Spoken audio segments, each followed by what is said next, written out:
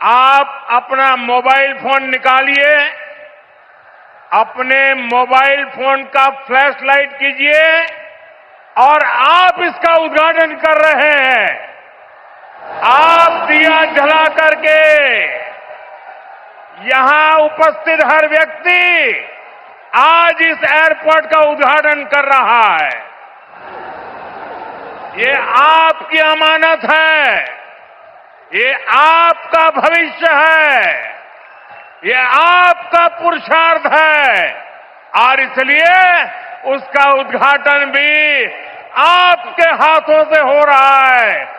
आप अपने भारत माता की जय बोल करके हाथ ऊपर करके फ्लैश लाइट पूरी तरह से दिखाइए।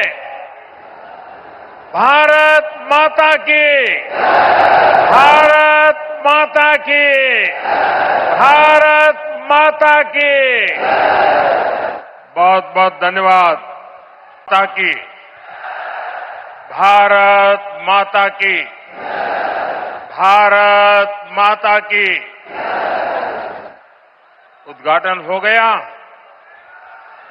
उद्घाटन हो गया? नहीं, अभी आधा काम हुआ है। मैंने सिर्फ वो पर्दा हटाया है, लेकिन मैं आज चाहता हूं इस एयरपोर्ट का उद्घाटन यहां जो भी उपस्थित है आप सब करें।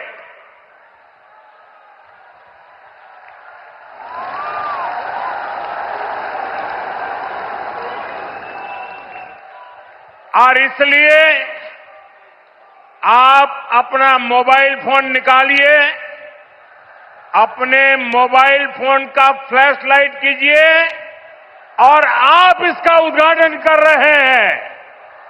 आप दिया जला करके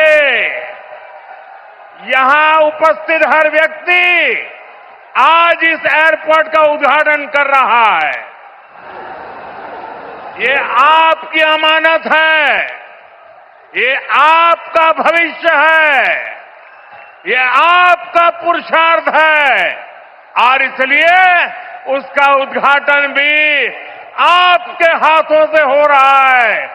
आप अपने भारत माता की जय बोल करके हाथ ऊपर करके फ्लैश लाइट पूरी तरह से दिखाइए। भारत माता की, भारत माता की, भारत माता की। बहुत बहुत धन्यवाद। अब उद्घाटन हो गया।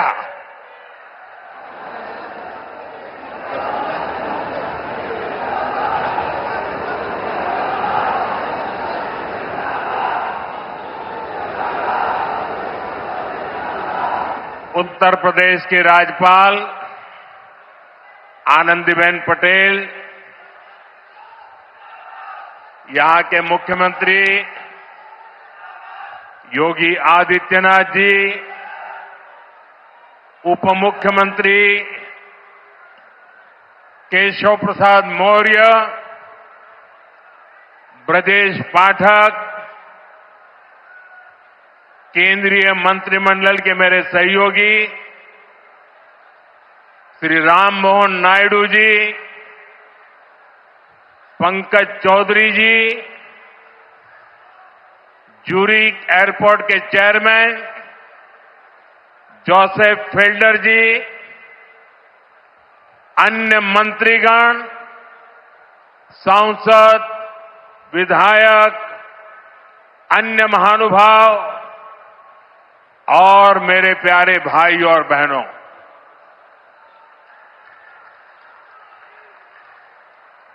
मैं देख रहा हूं आज जहां भी मेरी नजर पड़ रही है सारे युवा मुझे नजर आ रहे हैं।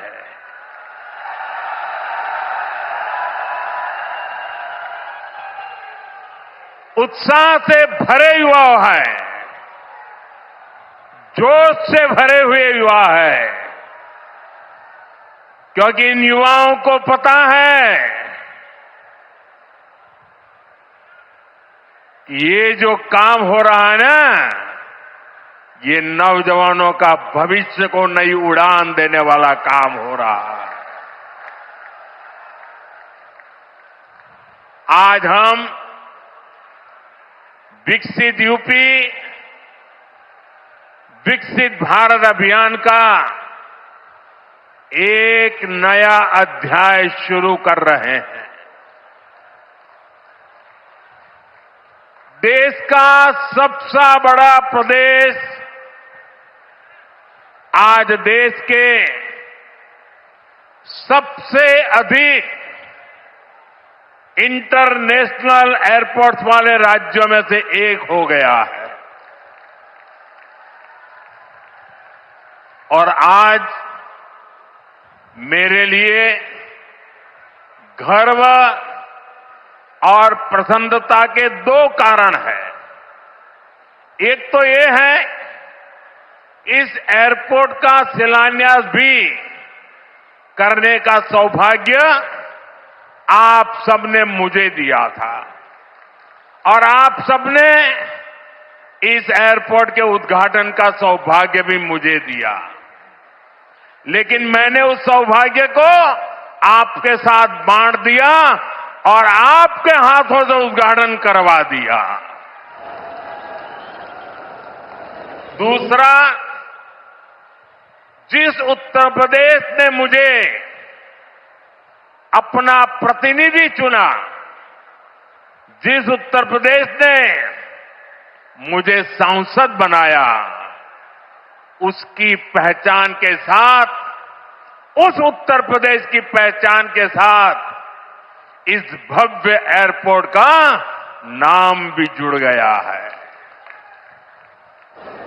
साथियों, नोएडा का ये एयरपोर्ट आगरा, मथुरा, अलीगढ़, गाजियाबाद, मेरठ, इटावा, बुलंदशहर, फरीदाबाद, इस पूरे क्षेत्र को बहुत बड़ा लाभ होने वाला है। हिंदुस्तान को और उत्तर प्रदेश को तो होना ही होना है। एयरपोर्ट पश्चिमी उत्तर प्रदेश के किसानों, छोटे और लघु उद्योगों, यहां के नौजवानों के लिए अनेक नए अवसर लेकर आने वाला है। यहां से दुनिया के लिए विमान तो उड़ेंगे ही, साथ ही ये विकसित उत्तर प्रदेश की उड़ान का भी प्रतीक बनेगा। मैं उत्तर प्रदेश को विशेष रूप से पश्चिम उत्तर प्रदेश की जनता को इस भव्य एयरपोर्ट के लिए बहुत बहुत बधाई देता हूं। साथियों, आज का ये कार्यक्रम भारत के नए मिजाज का प्रतीक है। आप सभी देख रहे हैं कि आज पूरा विश्व कितना चिंतित है। पश्चिम एशिया में एक महीने से युद्ध चल रहा है। युद्ध की वजह से कई सारे देशों में खाने पीने के सामान, पेट्रोल, डीजल, गैस, खाद, ऐसी कई जरूरी चीजों का चारों तरफ संकट पैदा हो गया है। हर देश इस संकट का सामना करने के लिए कुछ न कुछ कोशिश कर रहा है, प्रयास कर रहा है। और हमारा भारत भी इस संकट का पूरी शक्ति से मुकाबला कर रहा है, देशवासियों की ताकत के भरोसे कर रहा है।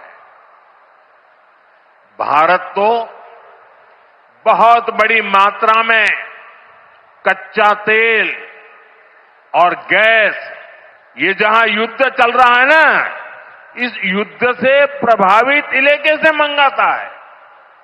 इसलिए सरकार हर वो कदम उठा रही है जिससे सामान्य परिवारों पर, हमारे किसान भाई बहनों पर इस संकट का बोझ न पड़े।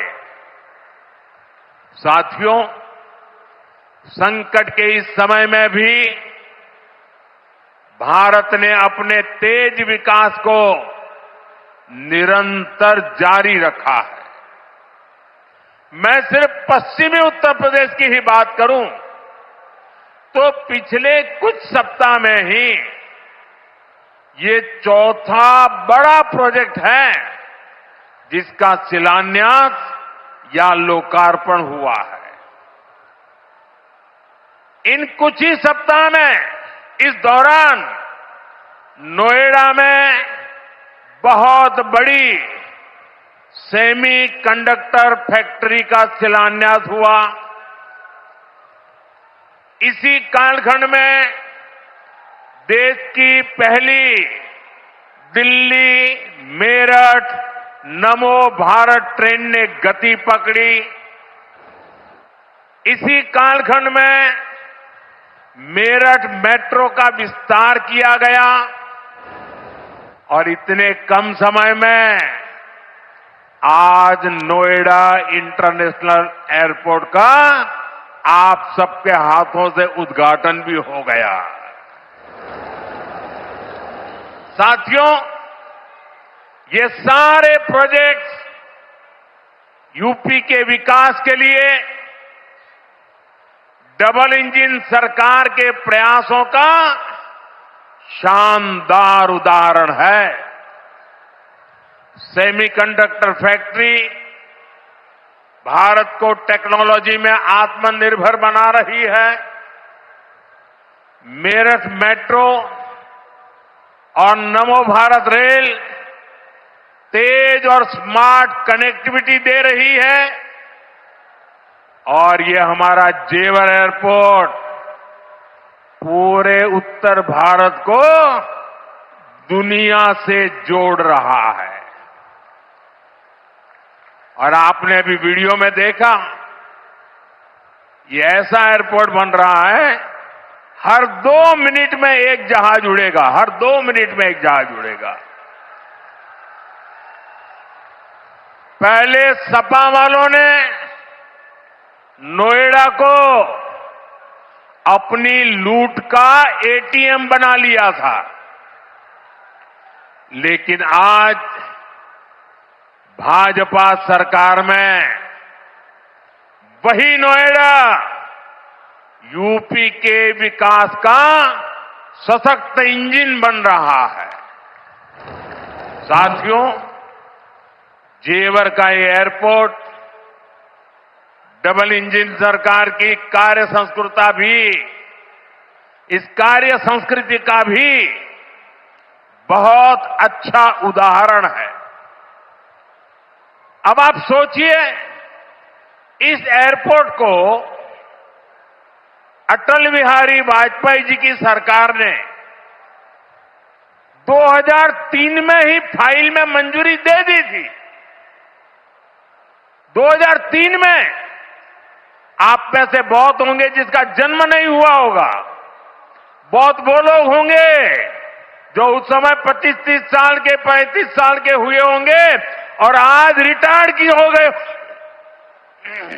लेकिन एयरपोर्ट नहीं बना। लेकिन केंद्र में कांग्रेस और यहां की पहले की सरकारों ने सालों तक इस एयरपोर्ट की नींव तक नहीं पड़ने दी।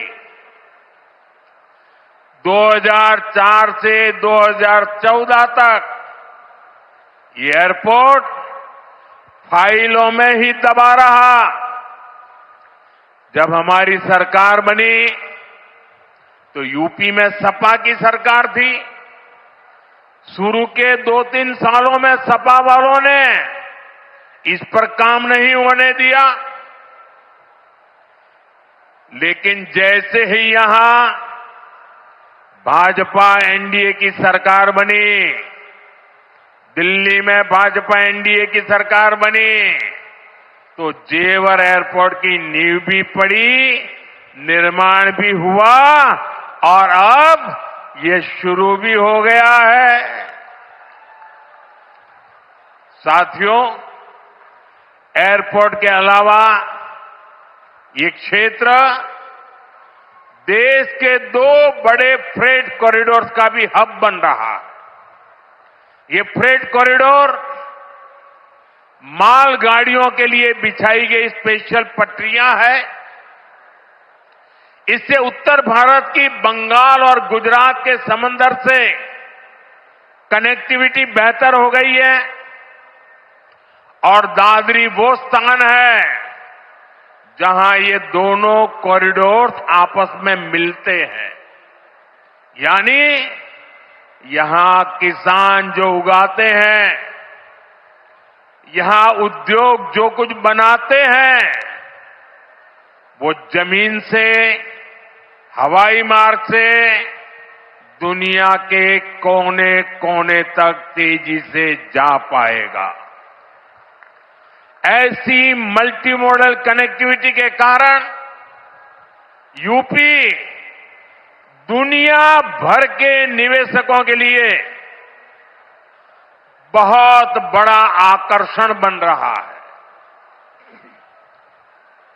साथियों, जिस नोएडा को पहले अंधविश्वास के कारण अपने हाल पर छोड़ दिया गया था, कुर्सी जाने के डर से पहले के सत्ताधारी यहां आने से डरते थे। मुझे याद है यहां की सपा सरकार थी और मैंने नोएडा आने का कार्यक्रम बनाया, तो मुख्यमंत्री इतने डरे हुए थे कि वो उस कार्यक्रम में नहीं आए और मुझे भी डराने की लोगों ने कोशिश की कि नोएडा मत जाओ मोदी जी, अभी अभी प्रधानमंत्री बने हो। मैंने कहा इस धरती का आशीर्वाद लेने जा रहा हूं जो मुझे लंबे अरसे तक सेवा करने का मौका देगा।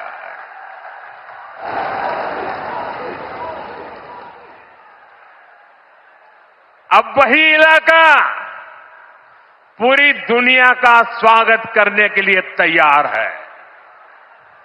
ये पूरा क्षेत्र आत्मनिर्भर भारत के संकल्प को सशक्त कर रहा है। साथियों, इस क्षेत्र की अर्थव्यवस्था में खेती किसानी का बहुत महत्व है। मैं आज उन मेरे किसान भाई बहनों का विशेष रूप से आभार व्यक्त करता हूं जिन्होंने इस प्रोजेक्ट को साकार करने के लिए अपनी जमीनें दी हैं। उन किसानों के लिए जोरदार तालियां बजाइए दोस्तों। मेरे किसान भाई बहनों के लिए जोरदार ताली बजाइए। मेरे किसान भाई बहन, आपके इस योगदान से ही इस पूरे क्षेत्र में विकास का एक नया दौर शुरू होने जा रहा है। आधुनिक कनेक्टिविटी का जो विस्तार यहां हो रहा है, उससे पश्चिमी यूपी में फूड प्रोसेसिंग की संभावनाओं को और बल मिलेगा। अब यहां के कृषि उत्पाद दुनिया के बाजारों में और बेहतर तरीके से जा पाएंगे। साथियों, यहां मैं अपने किसान साथियों का एक और बात के लिए भी आभार व्यक्त करना चाहता हूं। आपके गन्ने से जो इथेनॉल बनाया गया है, उससे कच्चे तेल कच्चे तेल पर देश की निर्भरता कम हुई है। अगर इथेनॉल का उत्पादन न बढ़ता, पेट्रोल में उसकी ब्लेंडिंग न बढ़ती, तो देश को हर वर्ष 4.5 करोड़ बैरल 4.5 करोड़ बैरल यानी लगभग 700 करोड़ लीटर कच्चा तेल विदेशों से मंगवाना पड़ता। किसानों के परिश्रम ने देश को इस संकट के समय में इतनी बड़ी राहत दी है। साथियों, इथेनॉल से देश को तो फायदा हुआ ही है, किसानों को भी बहुत बड़ा लाभ हुआ है। इससे करीब 1.5 लाख करोड़ रुपए की विदेशी मुद्रा बची है। यानी इथेनॉल न बनाते तो ये पैसा विदेश जाना तय था। बीते वर्षों में इतना सारा पैसा देश के किसानों को मिला है, गन्ना किसानों को मिला है। साथियों, यहां के गन्ना किसानों ने तो पहले के वो दिन भी देखे हैं जब कई सालों तक गन्ने का बकाया लटका रहता था। लेकिन आज भाजपा की डबल इंजन सरकार के प्रयासों से गन्ना किसानों की स्थिति बेहतर हुई है। साथियों, किसी भी देश में एयरपोर्ट सिर्फ एक सामान्य सुविधा नहीं होता। ये एयरपोर्ट प्रगति को भी उड़ान देते हैं। साल 2014 से पहले देश में सिर्फ 74 एयरपोर्ट थे। आज 160 से अधिक एयरपोर्ट देश में है। अब महानगरों के अलावा देश के छोटे छोटे शहरों में भी हवाई कनेक्टिविटी पहुंच रही है। पहले जो सरकारें रही हैं, वे मानती थी कि हवाई यात्रा सिर्फ अमीरों के लिए ही होनी चाहिए। लेकिन भाजपा सरकार ने सामान्य भारतीयों के लिए हवाई यात्रा को आसान बना दिया है। हमारी सरकार ने उत्तर प्रदेश में हवाई अड्डों के नेटवर्क का तेजी से विस्तार करते हुए उनकी संख्या बढ़ाकर 17 कर दी है। साथियों, भाजपा सरकार का निरंतर प्रयास रहा है कि एयरपोर्ट भी बने और किराया भाड़ा भी सामान्य परिवारों की पहुंच में रहे। इसलिए हमने उड़ान योजना शुरू की थी। इस स्कीम के कारण बीते कुछ सालों में 1,60,00,000 से अधिक देशवासियों ने उड़ान योजना से टिकट लेकर सस्ती दरों पर हवाई यात्रा की है। और मैं आपको एक और जानकारी देना चाहता हूं। हाल में ही केंद्र सरकार ने उड़ान योजना को और विस्तार दिया है। इसके लिए लगभग 29,000 करोड़ रुपए की स्वीकृति दी गई है।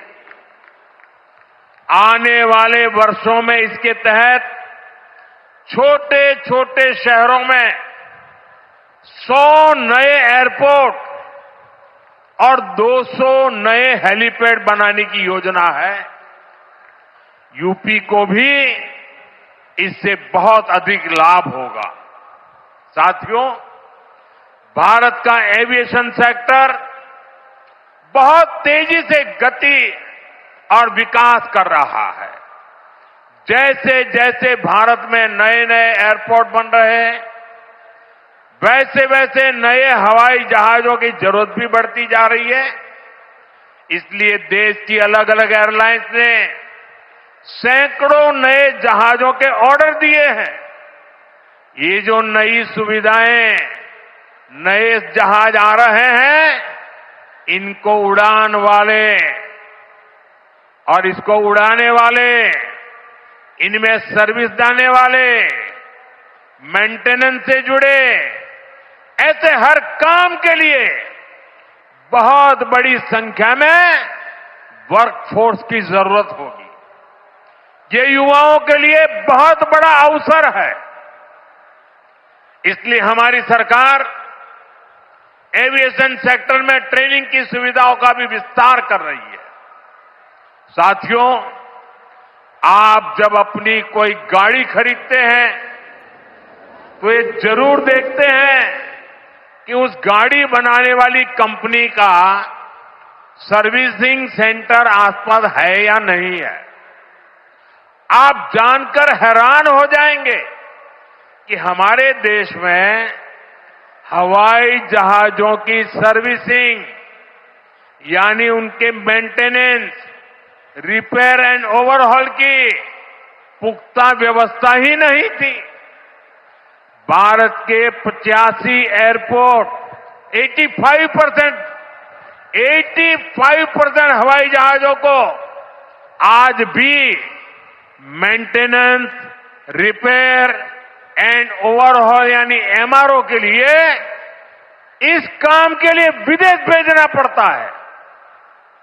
इसलिए हमारी सरकार ने ठाना है कि एमआरओ सेक्टर में भी भारत को आत्मनिर्भर बनाएंगे। अब भारत में ही बहुत बड़े पैमाने पर एमआरओ सुविधाएं विकसित की जा रही है। आज यहां जेवर में भी एमआरओ सुविधा का शिलान्यास हुआ है। ये सुविधा जब तैयार हो जाएगी तो ये देश विदेश के विमानों को सेवा देगी। इससे देश को कमाई भी होगी, हमारा पैसा भी देश में ही रहेगा और युवाओं को अनेक रोजगार भी मिलेंगे। साथियों, आज हमारी सरकार की प्राथमिकता देश के नागरिकों की सुविधा है। देश के नागरिक का समय बचे और उसकी जेब पर ज्यादा बोझ भी न पड़े, ये हमारा लक्ष्य है। मेट्रो और वंदे भारत जैसी आधुनिक रेल सेवाओं का इसी भाव से ही विस्तार किया जा रहा है। दिल्ली मेरठ नमो भारत रेल, इसका कितना फायदा हो रहा है ये भी हम सब देख रहे हैं।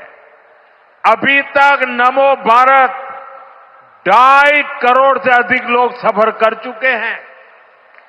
दिल्ली मेरठ के जिस सफर में पहले घंटों लग जाते थे, अब वो सफर मिनटों में ही पूरा हो रहा है। साथियों, विकसित भारत के विकसित आधुनिक इंफ्रास्ट्रक्चर पर हमारी सरकार अभूतपूर्व निवेश कर रही है। बीते 11 वर्षों में इंफ्रास्ट्रक्चर का बजट 6 गुना से अधिक बढ़ाया गया है। इन वर्षों में 17 लाख करोड़ रुपए हाईवे और एक्सप्रेसवे पर खर्च किए गए। 1 लाख किलोमीटर से अधिक के हाईवे का निर्माण किया गया है। 2014 तक रेलवे में सिर्फ 20,000 किलोमीटर रूट का बिजलीकरण हुआ था, जबकि 2014 के बाद से 40,000 किलोमीटर से ज्यादा रेलवे ट्रैक का बिजलीकरण किया गया है। आज ब्रॉडगेज नेटवर्क का लगभग 100% बिजलीकरण हो चुका है। आज कश्मीर घाटी हो या नॉर्थ ईस्ट की राजधानियां, ये पहली बार रेल नेटवर्क से जुड़ रही है।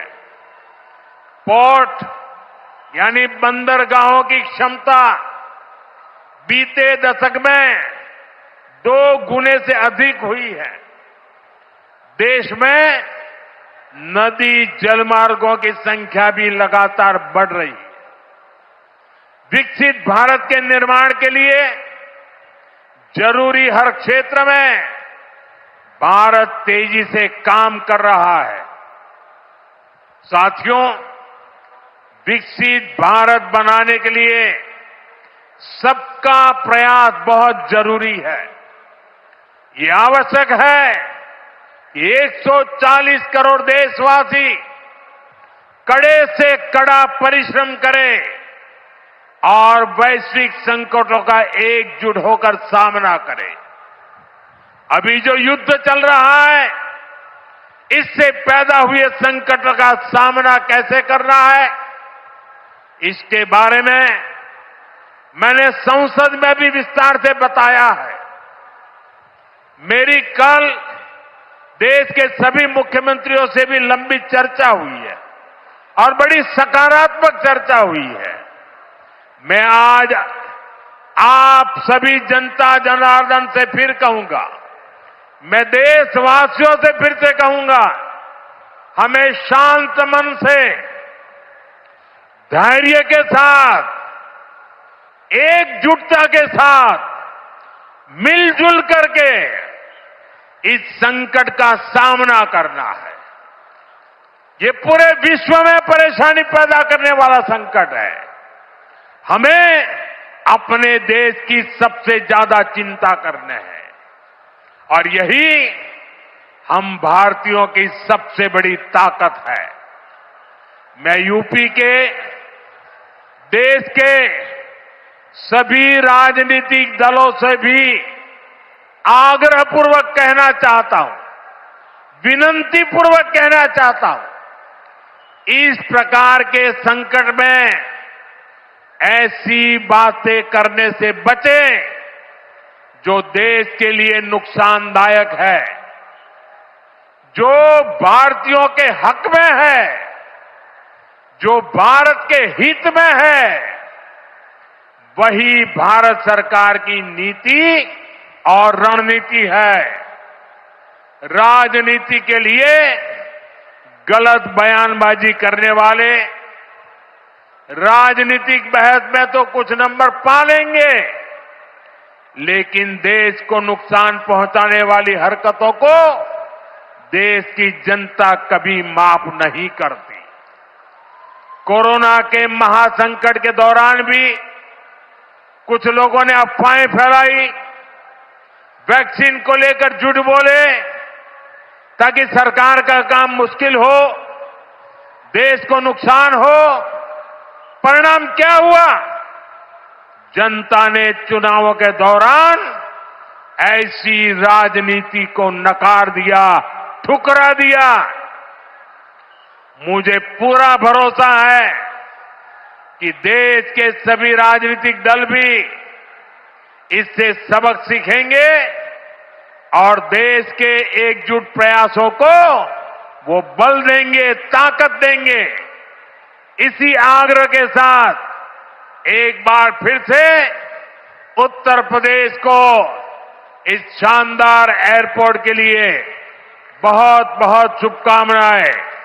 मेरे साथ बोलिए, भारत माता की वंदे वंदे वंदे वंदे वंदे वंदे वंदे वंदे वंदे।